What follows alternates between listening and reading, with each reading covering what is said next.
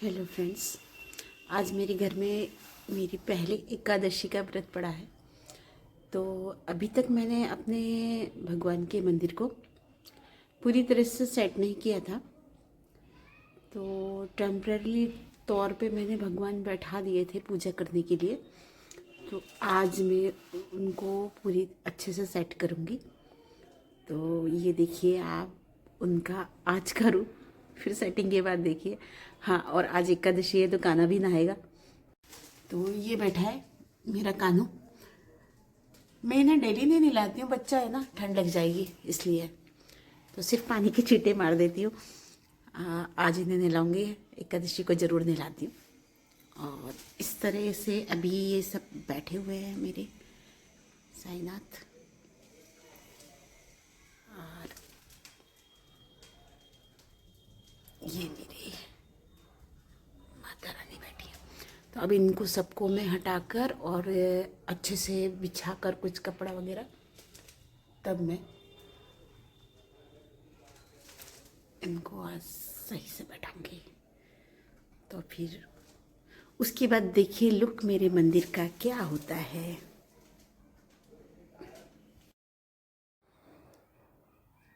अभी ये नहा रहे हैं मेरे कान्हा जी, छुटकू वाले। ये बहुत ओल्ड है मेरे पास शुरू से, मतलब ये कान्हा जी रहे हैं, 10-12 साल हो गए इनको।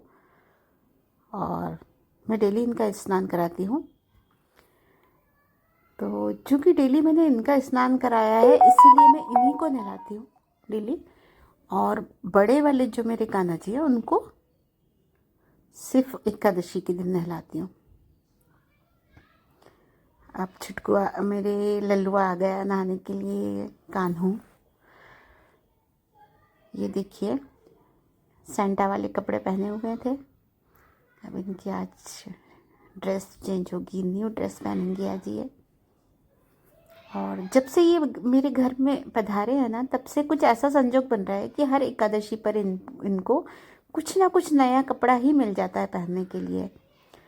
तो बहुत सारे कपड़े मैं इनके खरीद के लाई हूँ। और अभी भी वृंदावन गई थी तो बहुत सारे गर्म कपड़े लेके आई थी। तो हर एकादशी पे कुछ ना कुछ नया पहनते हैं। तो इसी लालच में ये फटाफट नहा लेते हैं कि मतलब नया पहनने को मिलेगा। जैसे बच्चों को शौक होता है ना न्यू न्यू पहनने का, तो ये इसी लालच में खूब आराम से शांति से नहा लेते हैं। हालांकि आज ठंडा बहुत है, लेकिन धूप निकल आई है। अच्छा बबुआ, तो कान्हा तुम्हें धूप भी मिल जाएगी आज। जय हो, जय हो प्रभु। और अब ये नहा चुके हैं, देखिए इनको सजाऊंगी।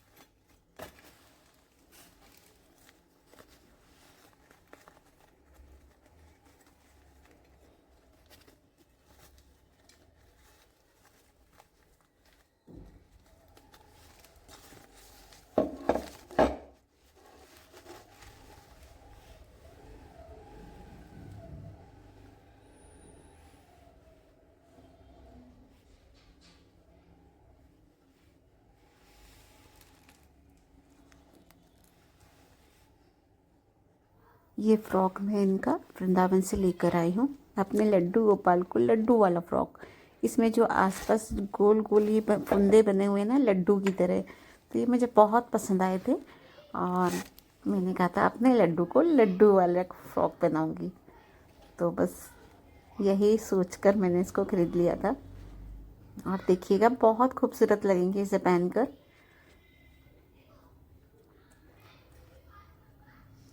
जहाँ मर्जी वहाँ डाल लेता है। क्रोशे के बने हुए होते हैं, इनमें बहुत बड़े बड़े छेद होते हैं, उसकी वजह से ये उलझते बहुत हैं ये कपड़े।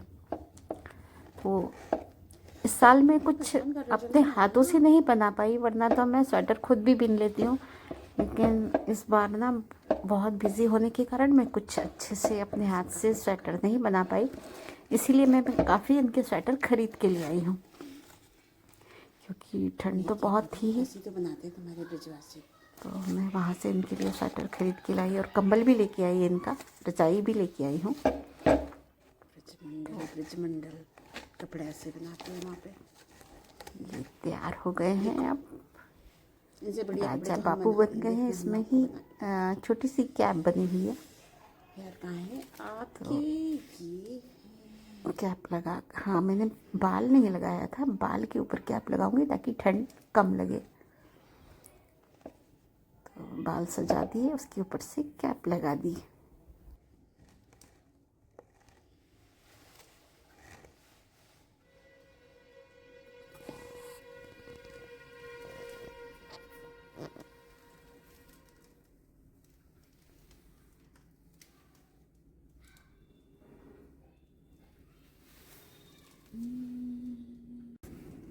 ये देखिए पूरे सिंहासन पे अकेले ही बैठे हैं।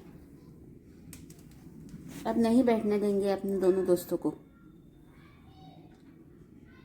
कह रहे हैं उन दोनों को नीचे बैठा दो। बताओ, फैल फूल के अपने आप बैठ गए।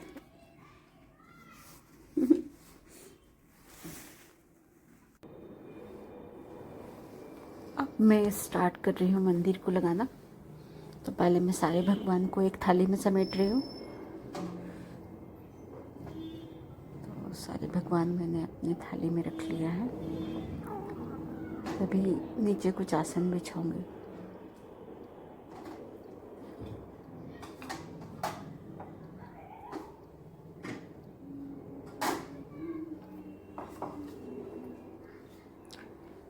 मेरे भगवानों की खूब लंबी चौड़ी फैमिली है, बहुत बड़ा परिवार है मेरा भगवान का, मेरे मंदिर की भगवान का। तो मैंने सबको थाली में रख दिया। साईनाथ को उठाना बाकी है। और हाँ, ये जो है मेरे छोटे से साईनाथ है, छोटे छोटे 2 साईनाथ ये भी रहते हैं मंदिर में। मुझे पूजा में जो भी चीज़ें होती हैं ना, उनको किसी को भी हटाने का मन नहीं करता। मन करता है मैं सब कुछ रखूं, इसलिए मेरा मंदिर भरा भरा रहता है। लेकिन मुझे भरा भरा मंदिर पसंद है, क्योंकि मुझे ऐसा लगता है कि मैं इन भगवानों की पूजा करती रही हूँ, मैं किसी को हटा के किसी को क्यों दूँ, क्योंकि मैंने पूजा की है तो मेरे ही वो है, पूजा करने का फ़र्ज़ मेरा बनता है। तो इसलिए मैं किसी को भी हटाने का मन नहीं करता है। ये मेरी काली माँ है, राधा वल्लभ जी हैं। राधा वल्लभ जी मैं अभी ही इस समय जब वृंदावन गई थी तब लेके आई थी। और अब ये लास्ट में उठेंगे मेरे साईनाथ, मेरा बाबा। तो बस सारे भगवान मैंने हटा दिए हैं और अब मंदिर को क्लीन करके फिर कुछ यहाँ पर बिछाऊंगी आसन।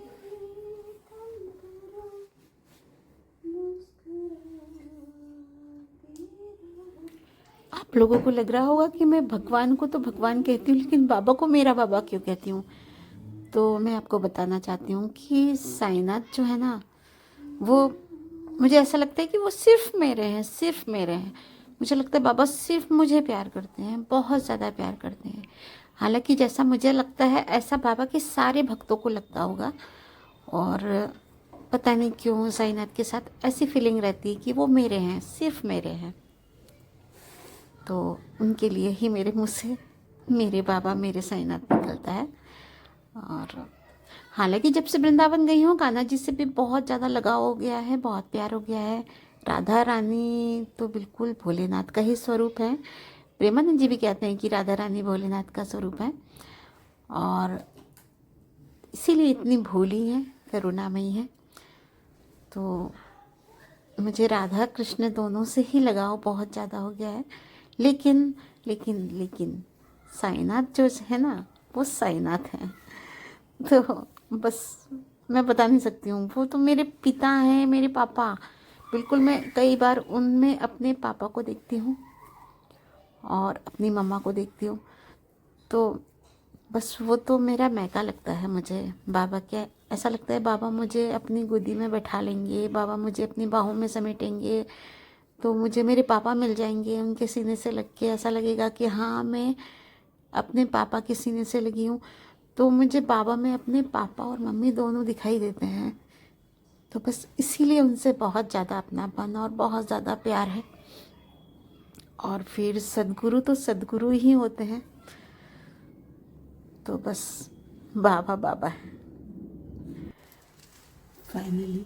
और ये मेरा मंदिर लग गया, सज गया है। और मेरे सारे भगवान जो है सज गए।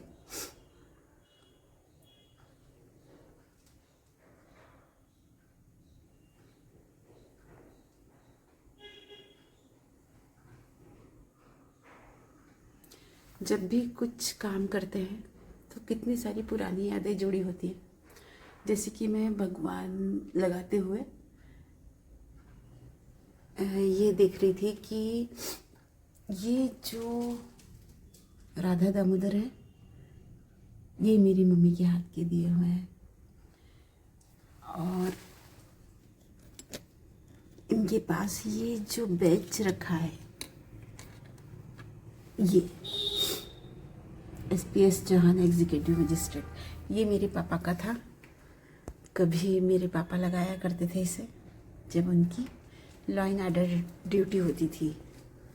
मेरे पापा मध्य प्रदेश में तहसीलदार थे, तो वहाँ पर ये ड्यूटी उनकी लगती थी, तो ये वो लगाते थे। चूँकि पापा को गए कितना टाइम हो गया है, करीब 25 साल, 24 साल सॉरी। और 24 साल से मैं मतलब इसको संभाल के रखी हुई हूँ। माँ बाप की छोटी छोटी चीज़ों से बहुत सारी यादें जुड़ जाती है। तो बस ये सिंहासन, ये राधा दामोदर, ये मैं कभी भी रिटायर नहीं करती, इनको हटाती नहीं हूँ, क्योंकि इनसे मेरी मम्मा की यादें जुड़ी हुई है। मेरी मम्मा ने मुझे शादी में, जब मेरी शादी हुई है तब मुझे खरीद के दिया था ये। तो इस तरह से मेरा पूरा मंदिर लग गया है। और कुछ ऐसा लुक आया है मंदिर का।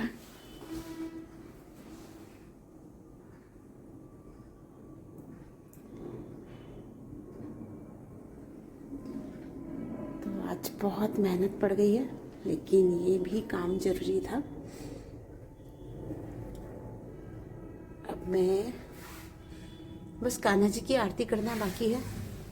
सज धज के बैठ गए हैं और मुझसे कह रहे हैं कि मुझे इत्र लगाओ। बिना इत्र के उनको मज़ा नहीं आता है।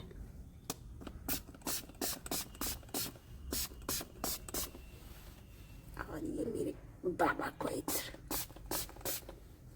और ये माता रानी का इत्र।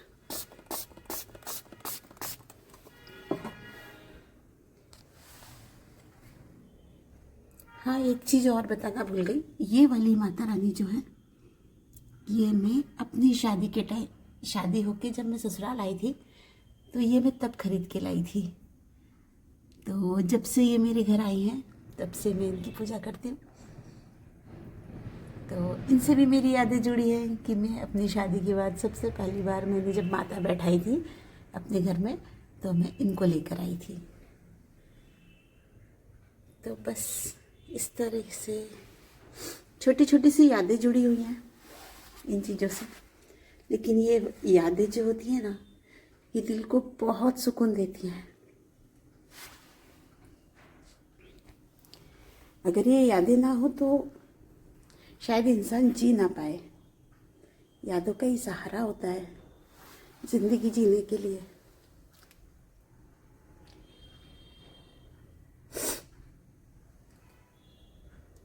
वरना हर कोई अपने माँ बाप को भी भूल जाएगा।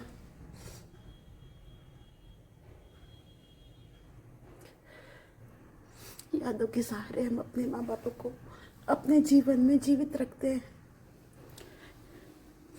बस अब मुझे आरती करनी है। ये तैयारी मेरी आरती की हुई है। इसके साथ ही मैं अपने ब्लॉग को यहाँ विराम देती हूँ। राधे राधे। सद्गुरु साईनाथ महाराज की जय। ओम साई राम।